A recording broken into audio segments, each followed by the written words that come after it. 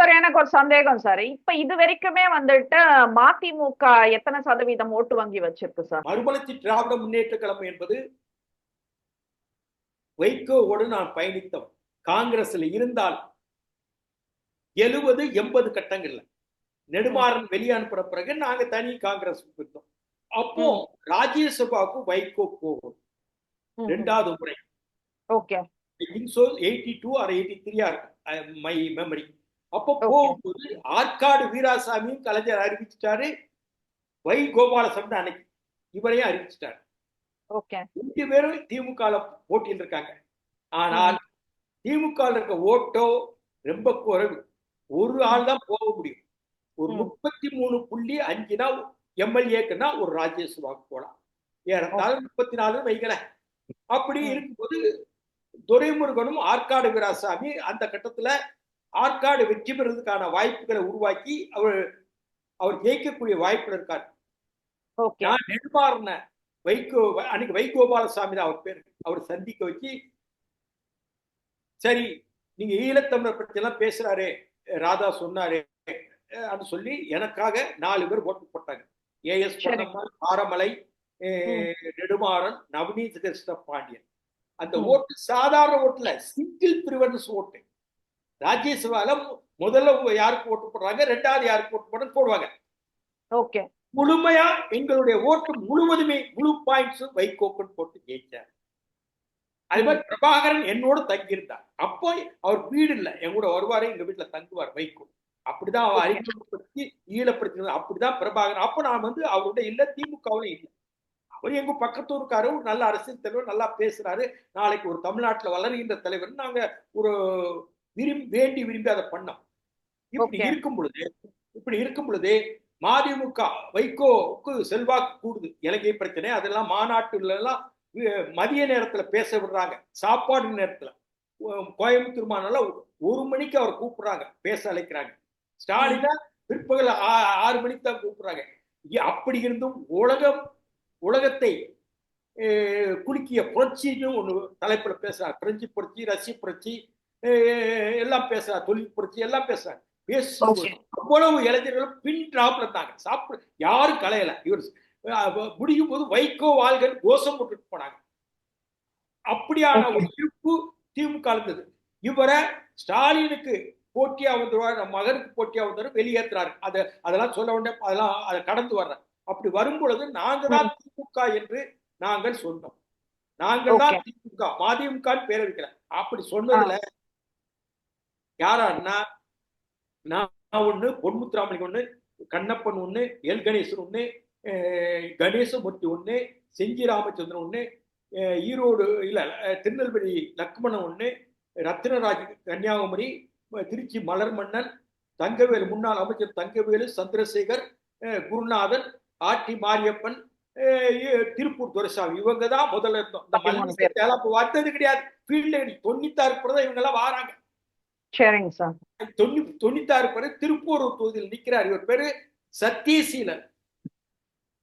நான் தான் ஏ ஃபார்ம் நிரப்பி திருப்பூர் தொகுதியில கொடைக்கிண்ண கொடுக்கறதுக்கு மதுராந்த ஆறுமுகத்தை கொடுக்குறேன். இப்படிதான் அவருடைய என்ட்ரி. மதுராந்த ஆறுமுகத்தோட இருந்தார். பிறகு என்னாச்சுன்னா, நாங்க 96 தேர்தலில் 5 பேர் தான் டெபாசிட் வாங்கணும். 150 இடங்கள்ல நாங்க நின்னோம்.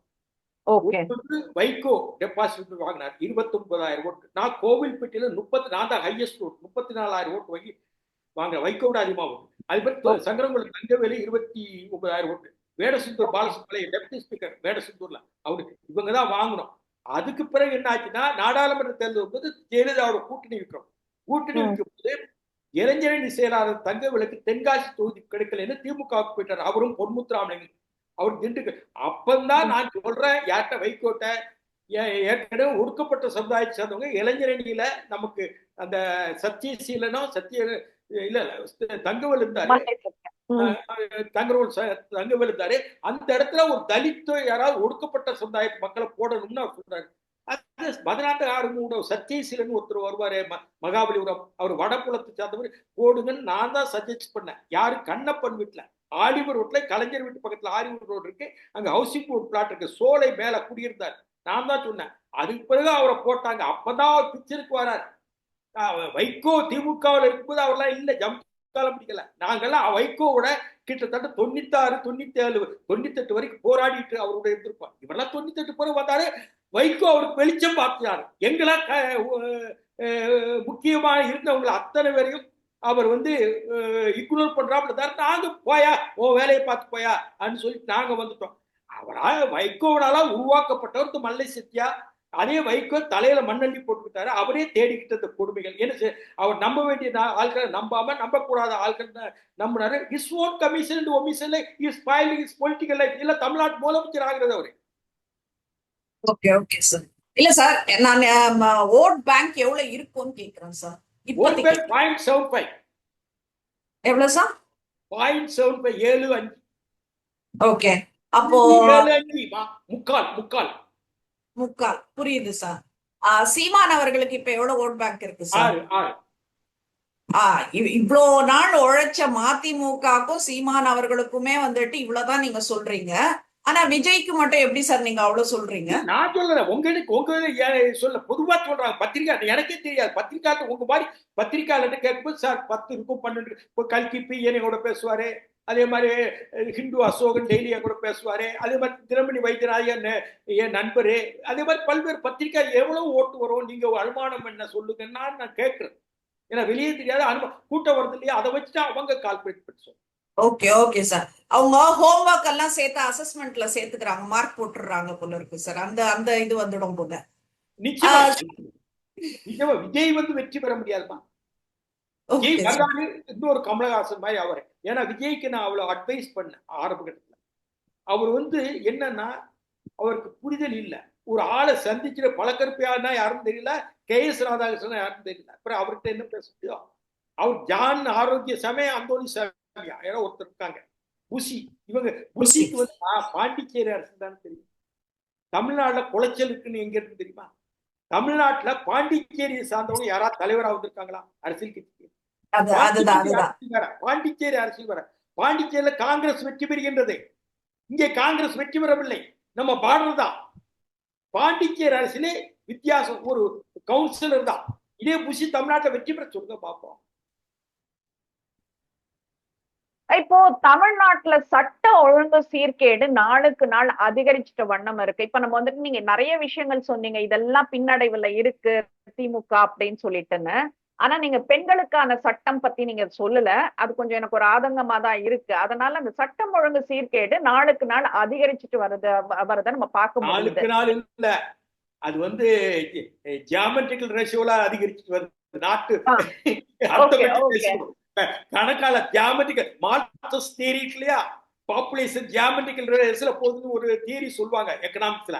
அது மாதிரி ஜியாமெட்ரிக்கல் ரேஸ்ல ஒவ்வொரு நாளும் கொலை, பட்டப்பகல்ல பலாத்காரம், பெண் பலாத்காரம், பாலியம். என்னங்க 4 வயசு குழந்தைங்க திருவள்ளூர்ல கோயம்புத்தூர்ல என்னங்க பள்ளிக்கு போற 10 வயசு குழந்தையா புணர்றது என்னமா அர்த்தம்? என்ன நாடா இல்ல என்ன நினைச்சிட்டு இருக்காங்க? குழந்தைய பெறீங்க, அதை சீராட்டுறீங்க. அந்த குழந்தை வடிவத்துல பாருங்க. குழந்தையும் தெய்வமும் ஒன்று இருக்காங்களே. அந்த குழந்தை மேல எப்படி அந்த காம உணர்வு வருதுன்னே புரியல சார். மனுஷனே இல்லம்மா. முதலமைச்சர் சட்டமன்றத்தை ஒன்னே கூட்டி ஒரு சட்டத்தை கொண்டு வந்து எவன் சின்ன குழந்தைகளை தப்பு பண்ணானோ அவன் அத்தனை தூக்கு போடுங்கன்னு ஒரு சட்டத்தை கொண்டு வர சொல்லுங்க. கண்டிப்பா சார். யோசிக்கிறாரு ஏன் செய்ய வேண்டிய காவல்துறை இவர்தான் சொன்னாரு. எந்தவித தயவு தாட்சணியம் இல்லாமல் யார் இருந்தாலும் என்னுடைய கரங்கள் சும்மா இருக்காது. சட்டம் ஒழுங்கை நாங்கள் கவனித்துக் கொள்வோம், பராமரிப்போம். நான் யார் இருந்தாலும் பார்க்க மாட்டேன், தயவு தாட்சணியம் பார்க்க முடியும் இவர் தான் சொன்னாரு. குழந்தை, அந்த குழந்தைய பாலியல் பலாத்காரம். இது என்ன நாடா? ஆரோக்கியமா ஒண்ணு சொல்றவா தமிழ்நாட்டுல நீங்க ஒண்ணு சொல்ல வேண்டாம். நீங்க ஒரு பார்வையாளர், ஒரு பத்திரிகை. தமிழ்நாட்டுல ஒருத்தர் லீடர், நல்ல லீடரே இல்லம்மா, மனசுல வச்சுக்கோங்க. இந்தியாவுல தேடி ரீஜனல் லீடர்ஸ் ஒருத்தர் பார்த்தா பிஜி பட்நாயக் மட்டும் தான் என் கண்ணுல தெரியாது. யார் லீடர்ஸ் இருக்காங்க சொல்லுங்க. ஓமந்தூரார், ஒரு குமாரசாமி ராஜா, ஒரு ராஜாஜி, ஒரு காமராஜர், ஒரு அண்ணா என்று முதலமைச்சர்கள் வரிசையில் சுதந்திரம் பெற்றிருந்து நேர்மையின் சிகரமாக இருந்தார்கள். அண்ணாவுக்கு பிறகு யார் இருக்காங்க? தன் குடும்பத்தை வளர்க்குறாங்க, ஊழல் பண்றாங்க. அதுக்கு முன்னாடி இருந்தவங்க, நான் ஒரே உதாரணம் சொல்றேமா, இவர் ஓமந்தூர் ராமசாமி ரெட்டியார், அவர் பதவியை ராஜினாமா பண்றாரு. அவர் நினைச்சிருந்தா சீஃப் மினிஸ்டர் காரை எடுத்துட்டு வடலூருக்கு போகலாம். அங்க கூவங்க உசார் வீடு, ஓமந்தூர் ஹாஸ்பிட்டல், சீஃப் மினிஸ்டர் பதவி அன்னைக்கு பிரதமர் அம்மாங்க, பிரீமியர் அம்மாங்க. உடனே ராஜினாமா பண்றாரு. ஹோல்டால் படுக்கையை கூட்டார், தன் புத்தகங்கள் எடுக்கிறாரு.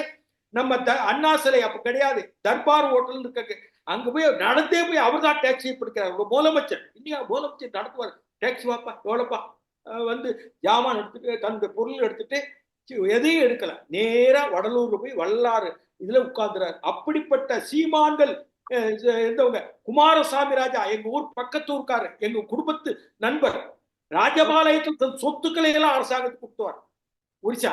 அதே மாதிரி ராஜகோபாலாச்சாரியார் 4 உடுப்பு தான் வச்சிருப்பார், அவரை குள்ளுகப்பட்டிருப்பாங்க. அதே மாதிரி அண்ணா இப்படி நாற்காலியில் முதலமைச்சராக அலங்கரித்த இந்த நாற்காலி இன்றைக்கு என்ன சீர்கட்ட நிலை இருக்கின்றது.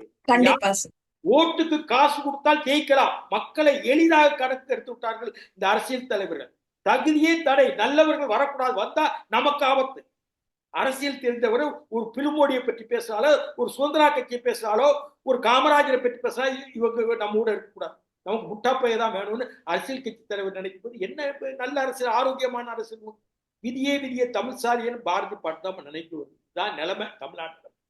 கண்டிப்பா சார், கண்டிப்பா சார். ஏன்னா பெண்கள் ஒரு புகார் கொடுக்கும் போது அந்த புகார் கொடுத்தாலே அவங்க உயிருக்கே ஆபத்துன்றது தெரிஞ்சோ ஒரு புகார் கொடுக்கும் போது அதுக்கு ஒரு உரிய பாதுகாப்பு கொடுக்காம அவங்க தனித்தனியா அரசியல் பண்ணி அந்த பெண்ணுக்கு புகார் கொடுத்ததை எடுத்து கிடப்பில போடுற மாதிரி தான் இருக்கு இப்ப நடந்துட்டு இருக்கிற சட்ட ஒழுங்கெல்லாம். நான் பெண்களை பத்தி தான் சொல்லிட்டு இருக்கேன் சார். ரொம்ப கஷ்டப்படுறாங்க பெண்களாகட்டும் குழந்தைகளாகட்டும்ன்றது சொல்லணும். இதுக்கு அடுத்த ஸ்டேஜ் போனீங்கன்னா இந்த லாக்அப் மரணம்ன்றது ரொம்ப பரபரப்பா பேசிட்டு இருக்கிற ஒரு விஷயம் சார். காவல்துறை விசாரணை போது ஏற்படுற இந்த மரணங்கள் அதிகரிச்சிருக்க வண்ணம் இருக்கிறத பார்க்க முடியுது. இப்ப திமுக ஆட்சியில இதுவரைக்கும் 31 லாக்அப் டெத் நடந்திருக்கு. 2025 மட்டும் இப்ப வரைக்கும் 5 மரணங்கள் அந்த மாதிரி நடந்திருக்கு, லாக்அப் மரணங்கள் நடந்திருக்கு. இப்ப நான் என்ன கேக்குறேன்னா, காவல்துறையை தன்னுடைய கட்டுப்பாட்டுல வச்சிருக்கிறதா முதல்வர் ஸ்டாலின் அவர்கள் சொல்றாரு. காவல்துறையில என்ன நடக்குதுன்னு தெரியாம இருப்பதாதான் பார்க்கப்படுது. ஏன்னா சிஎம் செல்லுக்குன்னு சொல்லிட்டு நம்ம ஒரு பெட்டிஷன் போட்டா அது அவர் பார்வைக்கே போகிறது கிடையாது. நம்ம என்னதான் ரிப்பீட்டடா ஒரு பெட்டிஷன் நம்ம போட்டுட்டே இருந்தாலும் அந்தந்த ஊருக்கு அவங்க ஆட்களுக்கு ஏத்த மாதிரி அதை மாத்தி அது எவ்வளவு ஸ்பீடா க்ளோஸ் பண்ணணுமோ அதுலதான் இருக்காங்க. சோ இவர் பார்வைக்கே போகல. அப்படி இருக்கும்போது இந்த அதிகாரிக்குள்ளேயே பிரச்சனைகள் எல்லாம் நடக்குது. இதெல்லாம் நீங்க எப்படி பாக்குறீங்க சார்?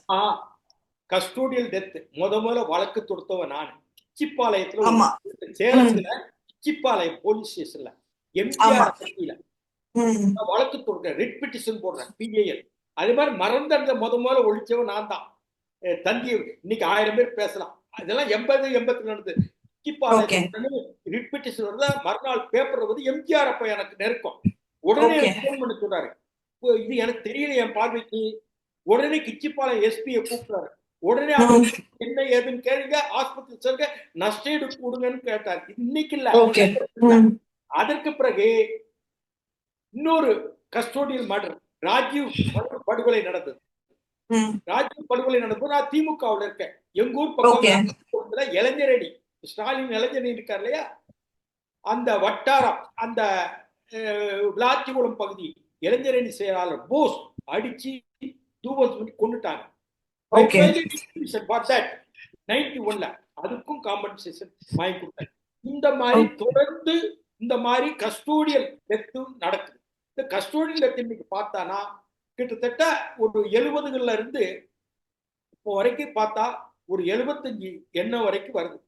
இப்போ இதே அக்காலும் இதே தங்கச்சியும் அண்ணனும் சாத்தாங்குளத்துக்கு ஓடினாங்கல்ல எடப்பாடி ஆட்சியில. இப்போ இவ்வளவு கஸ்டோடியல் 30 பேர் நடந்திருக்கு. முதலமைச்சர் அவர் துறை பேச மாட்டேங்காரு. இது என்ன பொம்மை முதலமைச்சரா? அன்னு இந்த அதிகாரிகள் நீங்க சொன்னாப்புல அதிகாரிகள் அவங்க சொல்றது இல்லையா, அங்க உதயச்சந்திரன் ஒரு அதிகாரி இருக்காருமா, அவர் ஒரு சீஃப் மினிஸ்டருமா. பேராசிரியர் அன்பழகன் கூட கொஞ்ச நாள் பணியில இருந்தார், தினேஷ்னு ஒருத்தர், இப்போ அவரை சீஃப் மினிஸ்டர். அவர் ஒரு பெரிய சூப்பர் சீஃப். இவங்க 2 பேர் கையில தான் இருக்குது நாடு, என்னவோ போயிட்டு இருக்கு. நீங்க அப்புறம் இவரே தான் பெட்டி வாங்கினாரே, இந்த பெட்டி வாங்க யார் புகார் பட்டியல் என்னென்ன தேவை அன்னு உங்க மனு கொடுங்கன்னு வாங்கி வந்தார்ல அன்னைக்கு, ஆட்சிக்கு வந்து ஒண்ணு நிறைவேற்றும் அந்த பெட்டி வாங்கின பெட்டிஷன் எல்லாம் இப்ப என்ன நிறைவேற்றிருக்காங்க, வெள்ளை அறிக்கை கொடுங்க. சரி, உங்க கட்டாம சிஎம் செல்லுக்கு எவ்வளவோ இது அனுப்புறீங்க, பதில் சொல்ற. ஒரே ஒரு விஷயமா, ஸ்டாலின் எனக்கு தெரியும், தினமும் பார்த்த ஸ்டாலின். ஒரு காலத்துல என்ன சார்னு கூப்பிடுவாரு, பிறகு KSR கூப்பிடுவாரு, என்னங்கன்னு பிறகு கூப்பிட்டாரு. அவர் பெரிய செல்வாக்கடல. என் ஊர்ல கிராஃபைட் விஷயம், என்னுடைய கிராமத்தில் குறிஞ்சாக்குளம் கிராமம், சங்கர கோயில் பக்கத்துல கோவில்பட்டி கடையில கிட்டத்தட்ட இந்த ஜங்ஷன் பண்ணாங்க இல்லையா, ஜங்ஷன் இந்த இதுல மதுரையில, மதுரை அதை விட அதிகமான ஊர்கள் கிட்டத்தட்ட 25 கிராமங்கள் அது பாதிக்கப்பட்ட விவசாய நிலம், கரிசல் காடு. ராஜநாராயணன் எழுதுவார் இல்லையா, கரிசல் மண் மானவாரி. நான் போய் அமித்ஷாவை பார்த்தேன், நானாதான் போய் பார்த்து அவருக்கு ஆட்சிக்கு வந்த உடனே கேன்சல் பண்ணாரு. அது வெளியே தெரியல. இதே ஜங்ஷன் கொஞ்சம் தான், அதை விட. ஆனா அது பெரிய பிரபலயம் ஆயிடுச்சு. என் ஊர கிராஃபைட் பெரிய ஓர், கிட்டத்தட்ட 25-30 கிராமம் பாதிக்கப்பட்டது. இதை பற்றி உங்களை சந்திக்கிறோம், எங்க ஊர் பக்கம் எங்க வட்டார மக்கள் வருகிறார்கள் என்று நேரடியாக முதலமைச்சருக்கு அனுப்பிவிட்டேன். KS ராதாகிருஷ்ணன், KSR என்றால் திமுக உள்ள அத்தனை அமைச்சர்களுக்கு தெரியும். இந்த செந்தில் பாலாஜி எல்லாம் நம்மளால வந்தவன். ஏன்னா அந்த லெட்டர் போய் அவர் கையில சேர்ந்து 4 நாள் கழிச்சு போன் பண்ணி கேட்டா, அப்படி ஒரு லெட்டர் வரலையே, நான் பார்க்கலையே இன்னும் முதலமைச்சர் சொன்னா என்ன செய்ய முடியும். என்னையும் நல்லா தெரியும், கலைஞரோட இருந்திருக்கேன், இவங்க வீட்டு விஷயங்கள்லாம் தெரியும், வீட்டுகளுக்கு போயிருக்கேன். லெட்டர் இவரே படிச்சுட்டு நான் எனக்கு நினைவு இல்லைன்னா நான் என்ன செய்ய முடியும். இதுதான் நிலைமை, வேற ஒண்ணும் சொல்ல முடியாது. கண்டிப்பா காசு கொடுத்தாங்க வந்துட்டாங்க, நாடாளுமன்றத்து ஓட்டு காசு கொடுத்தாங்க வந்துட்டாங்க, அவ்வளவு. மக்கள் திருந்தாத வரைக்கும் நம்ம ஒண்ணு செய்ய முடியாது. அதுதான் சார் முக்கியம். ஏன்னா அவங்க வந்துட்டு ஒரு ஆட்சி செஞ்சுட்டு இருக்காங்க, அதுதான் பிரச்சனையே அங்க. இப்போ அதிமுக பொதுச் செயலாளர் எடப்பாடி பழனிசாமி அவர்கள் வந்துட்டு தொடர்ந்து தன்னுடைய சுற்றுப்பயணத்துல மக்களிடையே பேசுறப்பெல்லாம் வந்துட்டு இது மன்னராட்சி முறையா அப்படின்றத கேக்குறாரு. உங்க குடும்பத்தை மீறி யாருமே ஆட்சிக்கு வந்துடக்கூடாதா அப்படின்ற ஒரு கேள்வியும் வைக்கிறாரு. திமுகவின் தலைமைக்கு கூட உங்க குடும்பத்தை தாண்டி யாரும் வரக்கூடாதான்னு கேக்குறாரு. கூடுதலா அமைச்சர் துரைமுருகன் தான் வந்துட்டு மிக மூத்த எம்எல்ஏ ஆனா அவருக்கு வந்துட்டு துணை முதல்வர் பதவி கூட கொடுக்காம இருக்கீங்க. கருணாநிதி குடும்பத்துல பிறந்தாலும் ஸ்டாலின் மகன் என்பதாலும் வந்துட்டு உதயநிதி அவர்களுக்கு துணை முதல்வர் பதவியை கொடுக்கப்பட்டு இருப்பதாகவும் வந்துட்டு அவர் ரொம்ப என்ன சொல்றது, திமுகலயே வந்துட்டு ஆதங்கப்படாத விஷயங்கள் எல்லாம் அவர் பேசியிருக்காரு. இதுதான் வந்துட்டு திமுக அரசின் ஒரே சாதனைன்னு அவரு சொல்றாரு. இந்த வாரிசு அரசியல், இதை எப்படி பாக்குறீங்க? இது எல்லா கட்சியிலயும் வந்துட்டு இன்னைக்கு வந்துடுச்சு சார், அது எல்லா கட்சியிலயும் வந்ததை நம்ம பார்க்க முடியுது. ஆனா திமுக, மதிமுக, தேமுதிகன்னு எல்லா கட்சியிலும் தலைமை பொறுப்புக்கு வருபவர்கள் ஒரு குடும்பத்துல இருந்து வந்தவங்களாவே தான் இருக்காங்க. ஆனா மக்கள் அந்த கட்சிகளை ஏற்கத்தானே செய்யறாங்க, யாரும் ஒதுக்கலையே அப்படின்றதுதான் கேள்வி. இப்ப இந்த வாரிசு அரசியல் பற்றிய விமர்சனம் தேர்தலுக்கெல்லாம் உதவுமா? நிச்சயமா உதவும். மக்களுக்கு காசு கொடுத்தா ஓட்டு போடுறாங்க, இந்த வாரிசு எல்லாம் பாக்குறது கிடையாது. என்னைக்கு கலைஞர் வந்து ஸ்டாலினை பேராசிரியர் அன்பழகன் துணை முதல்வர் ஆக்காம ஸ்டாலின் ஆக்கினாரோ அன்னைக்கு எல்லாரும் ஒத்துக்கிட்டாங்களா? பேராசிரியர் அண்ணா காலத்தாலே அப்படிதான் இப்போ அதை எளிதா எடுத்துப்பது, இதை எளிதா எடுத்து. அழகிரி மத்திய அமைச்சராக இருந்தார், கனிமொழி நாடாளுமன்ற உறுப்பினர், அதே மாதிரி தயாநிதி மாறன் மத்திய அமைச்சர், நாடாளுமன்ற உறுப்பினர், மகன் முதலமைச்சர், பேரன் துணை முதலமைச்சர். என்னம்மா நாடு? இந்த வாரிசு அரசியல் நல்லதா என்பது மக்கள் தான் முடிவு. நான் சொல்றேன், இந்தியா முழுவதும் திமுக வச்சு வாரிசு அரசியல் வந்துருச்சு. எப்படின்னா இந்திரா காந்தி வாரிசு அரசியல் ரீதியாக வந்தாங்க, திணிக்கப்பட்டாங்க. திணிக்கப்பட்டதான் அன்றைக்கு முணுமுணுப்பு இருந்தது. யாராக இவர் ஜெயபிரகாஷ் நாராயணன் பட்டேல் குரூப்னு ஒரு குரூப் இருந்தது, சர்தார். அவங்க எல்லாம் ஏன் அவசரப்படுறாரு நேரு தன் மகளை கொண்டு வர்றதுக்கு, காந்தி ஒத்துக்கிறாருன்னு ஒரு முணுமுணுப்பு இருந்தது இந்திரா காந்தி. ஆனால் இந்திரா காந்தி தன்னுடைய திறமை காட்டி, நான் வாரிசு அரசியல வரல, நான் என்னால வந்த எனக்கான ஒரு திறமைகளும் அது இதெல்லாம் இருக்குது அன்னு காட்டிக்கிட்டாங்க, வெளிப்படுத்திக்கிட்டாங்க. அந்த வெளிப்படுத்துறதுக்கு கலைஞர் குடும்பத்தில் யாருக்குமே இல்லை, எல்லாம் தத்திக தான். ஒரு அழகிரி பார்லிமெண்ட்ல பேசவே இல்லை, உங்களுக்கு நல்லா தெரியும்.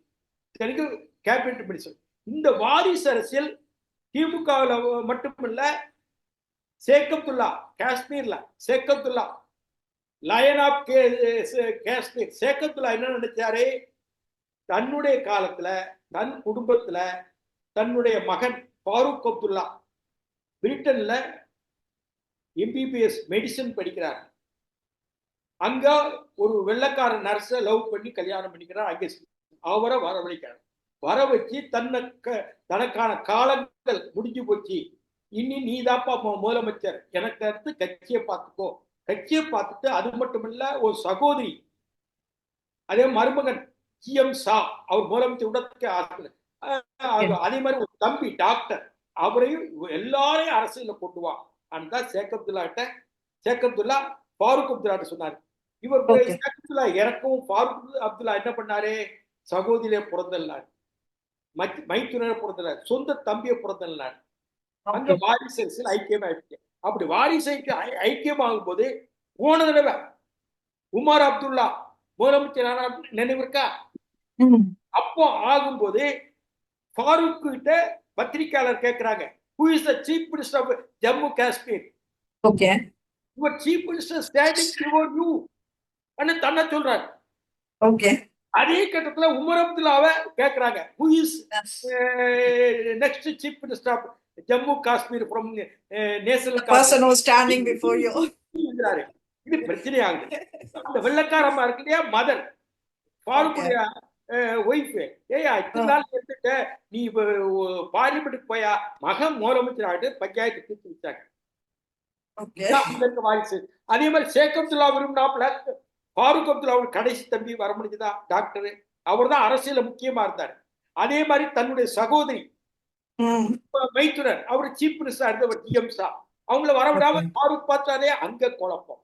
அடுத்து பஞ்சாப் வாங்க, பிரகாஷ் சிங் பாதல் மத்திய அமைச்சர், அகாலிதள தலைவர், முதலமைச்சர், பஞ்சாபின் முதலமைச்சர் பிரகாஷ், அவரு தன் மருமகளை மத்திய அமைச்சர் ஆக்கினார். பிறகு ராஜினாமா பண்ணிட்டு போயிட்டாங்க. பிரகாஷ் சிங்களுடைய மகனுக்கும் மற்ற மகளுக்கும் அங்கே சண்டை ஆயிடுச்சு, பாதல் இறந்துட்டாரு. இப்போ சண்டை போட்டுட்டாங்க அந்த குடும்பத்துல. எப்படி முகலாய பேரரசு சண்டை போட்டாங்களோ சகோதரர், அதே மாதிரி ஹரியானா வாங்க, தேவிலால் முன்னாள் துணை அமைச்சர், துணை பிரதமர் விபி சிங்ல, தேவிலால் முதல்வர் சவுட்டாலா ஆசிரியர் நியமனத்துல லஞ்சம் வாங்கினாரு, ஜெயிலுக்கு போனாரு. ஒரு கிட்டத்தட்ட ஒரு வருஷ கணக்கில் ஜெயில இருந்தாரு. அவருக்கும் அவருடைய தம்பிகளுக்கும் அவருடைய பையங்களுக்கும் சண்டை. தேவிலால் நம்ம குடும்பத்தை அரசியல உட்கார வச்சுட்டு போவோம், எல்லாருக்கும் எல்லாம் கிடைக்கட்டும், நம்ம பேரன் மகன்கள் எல்லாருக்கும். ஷேக் அப்துல்லா அதான் நினைச்சாரு, பாதல் தான் நினைச்சாரு, தேவிலால் அதான் நினைச்சாரு. அது நடந்துதா? கடைசியில சகோதரர் பாசம் வெட்டி குத்து நடக்குது உத்தரப்பிரதேசல. அகிலேஷ் யாதவுடைய அப்பா யாரு, முலாயம் சிங் யாதவ், பெரிய சோசியலிஸ்ட், ராம் மனோகர் ஐயா இருந்து வந்தவர், சோசியலிஸ்ட் கொள்கையில் இருந்தவர். அவரை என்ன பண்ணாரு, அவரால்தான் அகிலேஷ் யாதவ் அவரை வீட்டிலே பூச்சி வச்சு ஜெயில் போட்டு சாப்பாட்டை தள்ளி போட்டு சாப்பிட்டு படுத்துக்கிறார். முலாயம் சிங் சொன்னது யாரு, அகிலேஷ் யாதவ். கட்சியில இருந்தே கடைசியில முலாயம் சிங் யாதவ் அகிலேஷ் யாதவ் நிற்கிறாப்ல. அப்படி வாரிசு அரசியல். பீகாருக்கு வாங்க, பீகாருக்கு லல்லு பிரசாத் யாதவ் ஆர்ஜேடி தலைவர், மூத்த மகனை நேற்று நீக்கிட்டார். எப்படி அழகிரியை நீக்கிறாரோ மூத்த மகன் லல்லு பிரசாத் யாதவ் நீக்கிட்டார். அதே மாதிரி இன்னொரு மகன் தான் தேஜஸ் யாதவ் தான் இன்னைக்கு ஃபீல்டு இருக்காப்ல. ஆனா தேஜஸ் யாதவுக்கும் மீசா பாரதி எம்பியா இருக்காங்கல்ல, சகோதரிகளும் சண்டை போட்டிருக்காங்க. இவ அம்மா அந்த ராபரி எதிர்த்து வைக்கிறாங்க. இங்க போங்க, மேற்கு வங்கத்துல மம்தா பானர்ஜி மருமகனை வச்சுட்டு எல்லா வேலையும் பார்த்தாங்க. மருமகனால தலைவலி சாரதா சிட்பண்ட்ஸ் வந்தது. இங்க மகாராஷ்டிரா வாங்க, சரத்பவாரும் அஜித் பவார் அஜித் பவார். இன்னும் செட்டில் ஆகாமல் கர்நாடகாவுக்கு வாங்க. தேவகவுடா போன பையன் ரேவண்ணாவுக்கும் குமாரசாமிக்கும் அடிக்கடி ஒண்ணு நடக்காததான் காரணம்.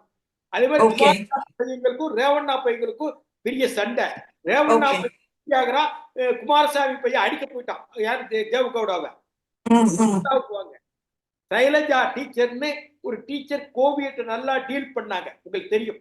கோவிட் அமைச்சர் பதவி கொடுக்காம பினராயி விஜயன் தன் மருமகனுக்கு மகளுடைய ஹஸ்பண்டுக்கு கொடுத்தாரு. மத்தியில பொலிட்புரோ வந்து செய்யாத சோழியப்பாரு ஏன் விஷயத்தை நான் தலையிடுறேன், உன்னையால ஜெயிச்ச நான் அப்படித்தான் செய்வேன் தன்னுடைய மருமகனை கொண்டு போய் உட்கார வச்சேன். தமிழ்நாட்டுக்கு பாட்டாளி மக்கள் கட்சி எல்லாருக்கும் இந்த பேப்பர்ல படிக்கிறேன். ஏன் மதிமுக துவங்கப்பட்டது? வாரிசு அரசியல் கூடாது நாங்க துவங்கணும். வாரிசு 5 பேர் தீ குளிச்சாங்க. ஏன் தீ குளிச்சாங்க? வாரிசு அரசியல எதிர்த்து. ஸ்டாலின் வரக்கூடாது, கலைஞர் வாரிசு அரசியல் பண்ணாலும் 5 பேர் தீ குளிச்சாங்க. அதனால அமைக்கப்பட்டது மறுமலர்ச்சி திராவிட முன்னேற்ற கழகம் எங்களால்.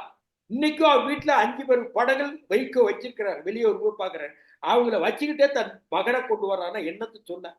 சரி, அது பிறகு வாங்க. நல்லா விஜயகாந்துக்கு நல்ல ஒரு மரியாதை இருந்தது, உங்களுக்கு பார்த்தா தெரியும். அதிமுக கூட்டத்துல எதிர்கட்சியில இப்போ அவங்க குடும்பத்துக்காரங்க எல்லாம் வந்ததுனால அது மோசமா போச்சு. இப்போ கம்யூனிஸ்டுகளையும் பாருங்க பல இடங்கள்ல வாரிசு அரசியல் பல மாநிலங்கள். அதே மாதிரி உலகம் முழுவதும் பாருங்க. பண்டார் நாயகா, ஸ்ரீமதி பண்டார் நாயகா கொலை செய்யப்பட்டவுடனே ஸ்ரீமதி பண்டார் நாயகா வராங்க. வரும்போது அவங்க இந்த லேடி வரக்கூடாதுனாங்க. பிறகு சந்திரிகா பண்டார் நாயகா வந்தாங்க. அண்ணன் தம்பிக்கும் நான் வந்த அண்ணன் நீ வந்தான்னு சண்டை போட்டாங்க. அங்க சீனியர் புஷ் ஜூனியர் புஷ், அமெரிக்காவில் ஜூனியர் புஷ் சீனியர் புஷ்ஷே மதிக்கல. இப்படிதான் வாரிசு அரசியல் உலக அளவிலும் தான். இது அந்த அவங்க குடும்பத்துக்கு, அந்த குடும்ப நாட்டுக்கு மட்டும் இல்ல, அந்த குடும்பத்தை முற்றுமே கிடக்குது. கலைஞர் என்ன சொன்னாரு? அழகிரி என் மகனே இல்லைன்னு சொல்ல வைக்கிறது நிலைக்கு வாரிசு என்ன அடிக்க வந்தாரு சொன்னார் இல்லையா? இது ஒரு தந்தைக்கு தேவைதானா? நீங்க தானே வாரிசு அரசியல் கொண்டு வர்றீங்க. இப்ப அந்த வாரிசு அரசியல் நீங்க சங்கடப்படுறீங்க உங்க பிள்ளைகளால, புத்திரனால. இது யார் குறை? உங்க குறை. யார் பிள்ளை? உங்க பிள்ளை. காட்சி பிள்ளைகள் உங்களாலதான் நடக்குது. இப்பவே வந்துட்டு இன்பநிதி அவர்களுக்கு வாழ்கன்னு ஒரு கோஷத்தோட ஆரம்பிச்சுன்னு நினைக்கிறேன். ஏங்க, இன்பநிதிக்கு நான் ஏன் நீக்கப்பட்டாங்கன்னு உங்களுக்கு தெரியுமா? நான் உதயநிதிக்கு சால்வ போட மாட்டேன். கலைஞர்ல இருந்து வருஷ பிரகாரம் பார்த்தா நான் 15வது இடத்துல இருக்கேன். கலைஞர் பேராசிரியர் பட்டியல் போட்டா நான் 15வது இடத்துல திமுக அமைப்புல இருக்கவன். நான் உதயநிதிக்கு சால்வ போடல. என்கிட்ட பலர் பேசுனாங்க, பேர் சொல்ல விரும்பல. அண்ணே வந்து சால்வ போட்டுருங்க, அமைச்சர்களாக இப்ப இருக்காங்க, சால்வ போட்டுருங்க, உங்களை குறை சொல்லிட்டு இருக்காங்க. நான் எங்க பார்த்தா வணக்கம் தம்பி நல்லா இருக்கீங்களான்னு கேட்பேன். நான் சால்வ போட மாட்டேயா? என் அரசியல் வயசு கூட கிடையாது. நான் 72 எல்லாம் இவன் பிறக்கவே இல்லை. நான் அரசியல் பார்த்தா போட மாட்டேன்னு சொன்னா துரைமுருகன் போய் போட்டாரு. நான் போடலைங்கனால என்னை நீக்கிறாங்க. ஏன்னா மல்லிகார்ஜுன் கார்கே பற்றி ஒரு ட்வீட் போட்டிருந்தேன். இவரும் மன்மோகன் சிங் மாதிரி ஈழத்தமிழர் அழிச்சாமடி, இவரும் சோனியா வீட்டுடைய வேலைக்காரன் மாதிரி தான் இருப்பாரு. வந்து என்ன பிரச்சனைன்னு சொன்னது எல்லாருக்கும் அது உண்மைதான். அதனால நீ நீக்கிறாங்க தோழமை கட்சி. அதே கண்ணப்பன் ராஜகண்ணப்பன் போது இந்த காங்கிரஸ்காரெல்லாம் தோல்ல ஏறிக்கிட்டு வெயிட்டா நிக்கிறாயா சொல்றதுக்கு நீ நீக்கணுமா வேண்டாமா? என்னை விட மோசமா பேசணும்ல. நீக்காம என்னை நீக்கிற காரணம்னா நான் உதயநிதிக்கு போய் சால்வ பண்ணேன். எனக்கு அது பிடிக்காது, எனக்கு தேவையில்லை. அப்படி பிடிக்காம நீங்க கோஷம் போட்டா நீங்க அங்க மந்திரியா இருக்கலாம், எம்எல்ஏ இருக்கலாம், எம்பியா இருக்கலாம். நீங்க அதுக்கு ஒத்துக்கலைன்னா நீங்க அங்க விட்டு வெளியே வரணும்.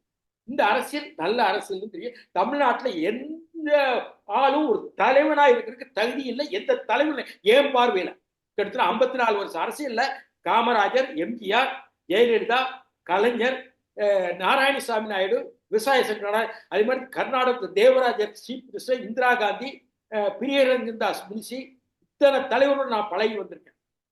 அது மாதிரி பிரபாகரன் என் கூட, அமிர்தலிங்கம், அப்படி நான் பார்வையில் பார்த்த தலைவர் அப்படின்னா இன்னைக்கு தமிழ்நாட்டில் ஒரு தலைவர் நான் எதுக்கு மாதிரி ஒரு தலைவருக்கு ஒன்றும் தகுதி இல்லாதவங்க நான் போகணும். தகுதி இல்லை. எனக்கு தலைவனா இருக்கணும், தகுதி இருக்கணும். தலைவனா இருக்கோமா, தலைவனுக்கும் நிர்வாகிகளுக்கும் எப்படி ஒரு இலக்கணம்னா கலைஞரே என்கிட்ட எனக்கு தலைவர், எப்பா ஈழ பிரச்சனை இப்படி போயிட்டு இருக்கு, நீ போய் இலங்கையில போய் பார்த்து அவங்களெல்லாம் கூப்பிட்டு என்னை சந்திக்க வை, அது உன்னால முடியுமா என்று யோசித்து என்னிடம் சொல்ல வேண்டும்.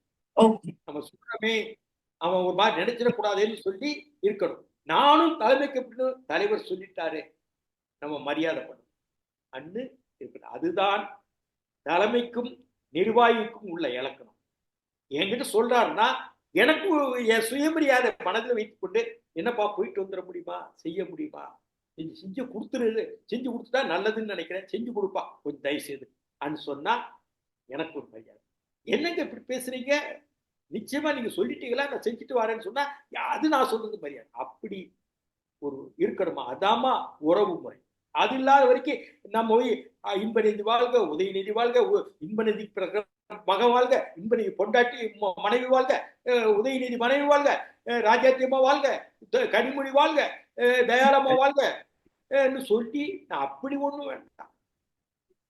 அப்படி ஒண்ணு உங்க பதவிகள் எங்களுக்கு வேண்டாம். பதவி இருந்தா உங்களுக்கு நான் அடிப்பே கை கட்டிட்டு இருக்கணும். நான் எனக்கு வேணா ஒரு மந்திரி பதவி ஆக்கினா ஒரு கார் கொடுப்பீங்க, ஒரு தேசிய கொடி கட்டிக்கலாம், சிகப்பு விளக்கு வச்சுக்கலாம். நான் இப்ப உங்களுக்கு இலங்கை பிரச்சனை உண்மையை நான் பேசிக்கிட்டேன், நாடாளுமன்றத்துக்கு கூட பேசிக்கிட்டேன், உங்களுக்கு ஏத்தாப்புலதான் நான் பேசணும்.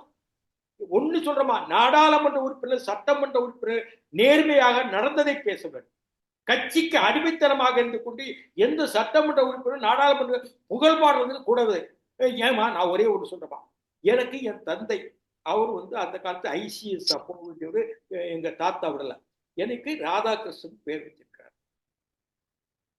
அவர் எனக்கு கொடுத்து போன சொத்து என் பேர் தானே எனக்கு மதிப்புக்குரிய தலைவர் முத்தமிழ் அறிஞர் கலைஞர் கருணாநிதி அவர்களே வெளிச்சா என்ன தப்பு? தமிழ்நாடு முதலமைச்சர் மாண்புமிகு மு.க. ஸ்டாலின் அவர்களே விழிச்சார்ந்த பிறகு அவர் கலைஞர், இவர் தளபதி. சர்தார் பட்டேல்ஜி, ஜவஹர்லால் நேருஜி, மோகன்தாஸ் கரம்சந்த் காந்திஜி, ஜெயபிரகாஷ் நாராயண்ஜி தான் வடக்க சொல்றாங்க, இந்திரா காந்திஜி தான் சொல்லுவாங்க, மோடிஜி தான் சொல்றாங்க. இவங்களுக்கு மட்டும் ஒரு தாய் தந்தையர் வச்ச பேரை குறிக்கிறதுக்கு என்ன கஷ்டம் இருக்கு? கேவலமா அதை அப்புறம் நீங்க உங்க தாய் தந்தையரை இன்சல்ட் பண்ற, அவங்க விட்டுட்டு போன சொத்து, அவங்க குடுத்துட்டு போன பேர் தானே அவனுக்கு முக்கியம். ஏன் போலியா இருக்கிறீங்க நீங்கெல்லாம்? கருணாநிதி அவங்க முத்துவேலும் அவங்க அம்மாவும் வச்ச பேர் தானே, அஞ்சுகம்மா வச்ச பேர் தானே, அது சொல்லக்கூடாது. அதே மாதிரி ஜெயலலிதா சொன்ன அந்த அம்மா வச்ச பேர் தானே, சந்தியா அம்மா வச்ச பேர் தானே, ஜெயராமன் வச்ச பேர் தானே. ஜெயலலிதா மரியாதைக்குரிய முதலமைச்சர், மாண்புமிகு தமிழ்நாடு முதலமைச்சர் ஜெயலலிதா அம்மா அவர்களே பின்னாடி அம்மா போட்டுக்கோன்னா என்ன போலித்தனங்கள் இது? இந்த போலித்தனங்கள் கிட்டத்தட்ட 80ல இருந்து ஆரம்பிச்சுமா. இதை விட நான் எப்படி விளக்கமா உங்களுக்கு சொல்றது? எல்லாம் வியாபார அரசியல், புரோக்கர் அரசியல், மக்கள் நல அரசியல் கிடையாது. அரசியல் ஒரு மாண்பான அரசியல் கிடையாது. புரோக்கர் அரசியல், வியாபார அரசியல், பொலிட்டிக்கல் ட்ரேடர்ஸ், பொலிட்டிக்கல் புரோக்கர்ஸ் தான் இன்னைக்கு அரசியல்வாதிகளாக நாடாளுமன்றத்துக்கும் சட்டமன்றத்துக்கும் நிரப்பினார்லாம். நம்ம என்னத்தை எதிர்பார்க்கணும்? வெல்ஃபேர் ஸ்டேட் இருக்காதே. கிரிமினல்ஸ், பொலிட்டிக்கல் புரோக்கர்ஸ், பொலிட்டிக்கல் ட்ரைடர்ஸ் இவங்க தான் இன்னைக்கு இருக்கிறாங்க. இதை வச்சு நம்ம என்ன ஒரு வெல்ஃபேர் ஸ்டேட், மக்கள் நல அரசு நம்ம பார்க்க முடியும்? பெனவலன்ட் ஸ்டேட் எப்படி சொல்ல முடியும்? இது ஸ்டேட்டே இல்லையே, இது பெரானா ஸ்டேட் ஆச்சு.